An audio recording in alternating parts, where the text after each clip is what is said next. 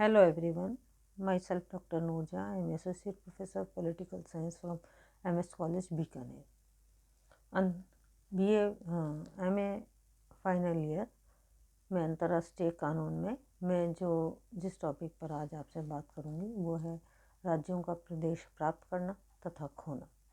और इससे पूर्व की कक्षा में मैंने आपको हस्तांतरण का अर्थ यहाँ तक बात की थी, है ना।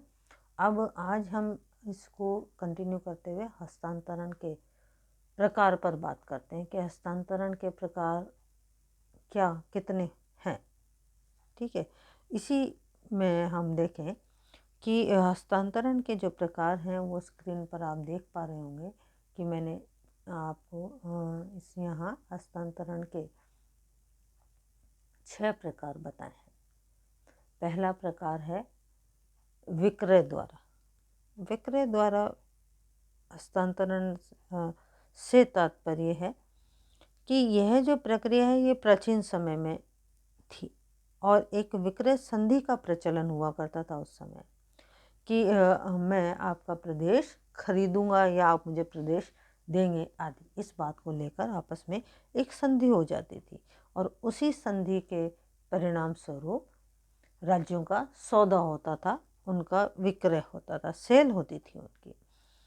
और इसमें अगर आप एग्जाम्पल के रूप में देखें कि संयुक्त राज्य अमेरिका ने लुइसियाना व फ्लोरिडा और अलास्का जो प्राप्त किए हैं वो 1803, 1819 और 1857 में इसी तरह खरीद कर अपने प्रदेश में इसका विलय किया है। जो इसके इम्पोर्टेंट राज्य हैं, अलास्का का नाम आप बहुत बार सुन रहे होंगे, फ्लोरिडा का नाम सुनते होंगे और लुइसियाना का नाम सुनते होंगे, वो सब इसी का परिणाम है। ये प्राचीन काल में होती थी। भेंट द्वारा यानी गिफ्ट के द्वारा कभी कभी एक राज्य दूसरे राज्य को अपने प्रदेश मुफ्त में भेंट करता है और ये जो भेंट करता है वो हस्तांतरण के अंतर्गत आता है। अगर आप इसमें एग्जाम्पल देखना चाहें तो 1850 में ग्रेट ब्रिटेन के आयर झील का एक भाग संयुक्त राज्य अमेरिका को इसलिए इस शर्त पर सौंप दिया गया कि वह इस प्रकार प्रकाश ग्रह जो बनाएगा, प्रकाश ग्रह बनाएगा, इसमें दोनों राज्य नौचालन करेंगे और ये दोनों राज्यों के लिए उपयोगी होगा। ठीक है, इसी तरह ऑस्ट्रिया ने फ्रांस को 1859 में लोम्बार्डी और 1867 में सार्डिनिया प्रदेश भेंट किए थे। ठीक है, तो ये भी प्राचीन समय में ही ये व्यवस्थाएं थी।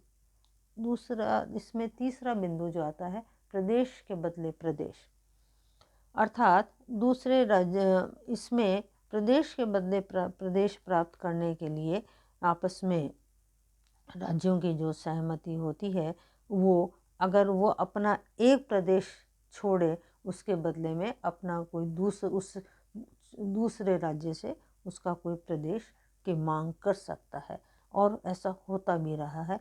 1890 में ग्रेट ब्रिटेन ने जर्मनी को पूर्वी अफ्रीका के निकटवर्ती क्षेत्रों के बदले में हेल्गोलैंड का टापू हस्तांतरित किया था और ये घटना 1890 में हुई थी। ठीक है, तो ये भी हो गया कि छिपा हो जो प्रदेश के बदले प्रदेश प्राप्त करना। ठीक है, अब चौथा बिंदु इसमें है मृत्यु के पश्चात हस्तांतरण। मृत्यु के पश्चात हस्तांतरण से तात्पर्य है कि जब एक राजा की मृत्यु हो जाए तो उसकी मृत्यु के पश्चात दूसरे राज्य में उसका राज्य का विलय कर दिया जाता है, तो यह मृत्यु के पश्चात हस्तांतरण कहलाता है। और 1908 में राजा लियोपाल की मृत्यु के बाद कांगो का राज्य बेल्जियम में हस्तांतरित कर दिया गया था। यानी कांगो और बेल्जियम का ये एग्जाम्पल हमें नज़र आता है जो 1908 में था।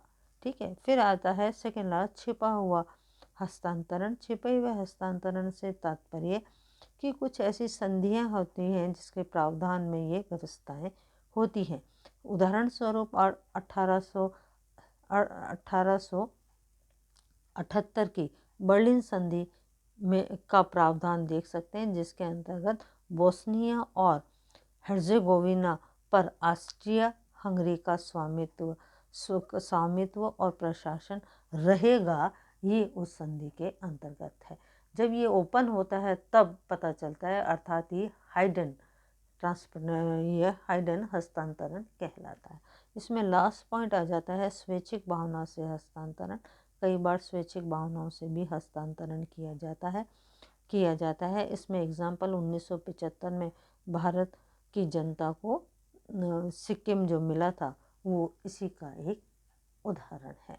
ठीक है, तो ये हस्तांतरण के कुछ प्रकार थे, जैसे विक्रय द्वारा, प्रदेश के बदल जाने पर, भेंट द्वारा, मृत्यु के पश्चात, छिपा हुआ और स्वैच्छिक भावना से हस्तांतरण। ये 4 प्रकार के बाद अगला 5वां बिंदु जो आता है हस्तांतरण के बाद, वो है विजय द्वारा। विजय द्वारा से तात्पर्य जब कोई राज्य किसी अन्य राज्य को युद्ध में हरा कर उसके क्षेत्र पर हस्तांतरण या अधिकार कर लेता है, तो ये विजय द्वारा हस्तांतरण कहलाता है। विजय द्वारा हस्तांतरण कहलाता है। ठीक है, इसके अंतर्गत विश्व स्तर पर बहुत सारे एग्जाम्पल आप दे सकते हैं, और इसमें पराजित राज्य जो है वो विजेता राज्य की शर्तों को मानकर अपने प्रदेश का हस्तांतरण करता है। ठीक है, इसमें जो छठा बिंदु है वो है न्यायिक निर्णय से तात्पर्य है कि जब कोई नवीन सिद्धांत या न्याय निर्णय होता है, मैं रिपीट करती हूँ, न्याय निर्णय से तात्पर्य है कि अनेक बार शांति संधियों द्वारा विभिन्न प्रदेशों की विभिन्न प्रदेशों की संप्रभुता संपन्न जो राज्य हैं वो दूसरे राज्यों को अपने प्रदेश का हस्तांतरण करते हैं, और करते वक्त वो क्या करते हैं कि इसको न्यायिक निर्णय का नाम देते हैं, और ये जो सारी कार्रवाई है वो किसी सम्मेलन के माध्यम से होती है। इसके लिए आप ले सकते हैं विश्व स्तर पर ऐसा काम हुआ है, जैसे वर्साई की संधि है, नेवली संधि है ना। इसके अलावा नेवली संधि है, सेंट जेमन की संधि है, ये सब इसके उदाहरण हैं। इसमें अगला जो बिंदु आता है 7वां बिंदु, वो है पट्टा या लीज। कुछ विचारकों ने पट्टे को भी प्रदेश की प्राप्ति का एक प्रकार माना है। उसके अनुसार जब किसी प्रदेश के पास पट्टा है तो वो उसके अधिकार क्षेत्र में माना जाता है, और इस तरह की बात 1898 में चीन ने अपने प्रदेश जर्मनी, फ्रांस और रूस के पट्टों चीन ने अपने प्रदेश जर्मनी, फ्रांस और रूस को पट्टे पर दिए थे।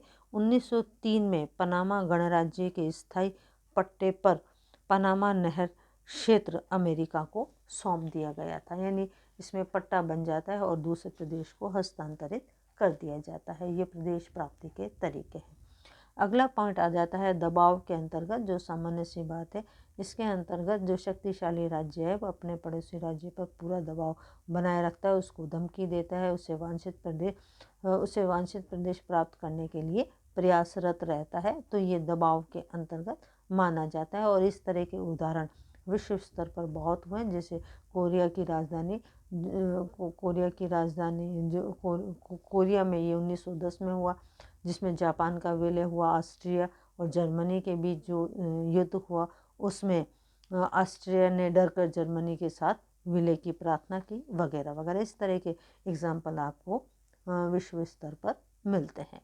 फिर इसमें अंतिम पॉइंट आ जाता है पंच निर्णय से यहाँ तात्पर्य है कि पंच निर्णय से भी प्रदेश की प्राप्ति की जाती है। पंच निर्णय का सम्मान करते हुए भारत ने कच्छ के रण क्षेत्र का कुछ प्रदेश पाकिस्तान को सौंपा था, यानी शांतिपूर्वक समझौता करके। अब ये तो हुए हाँ, प्रदेश प्राप्ति के तरीके, और इसी में हमने अभी काफ़ी सारी चीज़ें पढ़ी। उन काफ़ी सारी चीज़ों में से जो प्रदेश खोने की विधियाँ हैं उस पर एक बार दोबारा से नज़र डाल लेते हैं।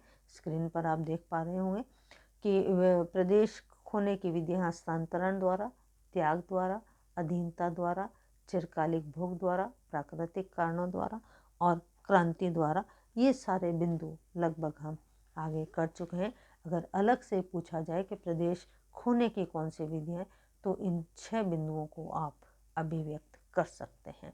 इसी के साथ हमारा ये टॉपिक यहाँ समाप्त होता है। इससे संबंधित असाइनमेंट आप ग्रुप में देख पाएंगे। अगर इससे संबंधित कोई कन्फ्यूज़न है तो आप ग्रुप में डिस्कशन कर सकते हैं। आज के लिए इतना, धन्यवाद।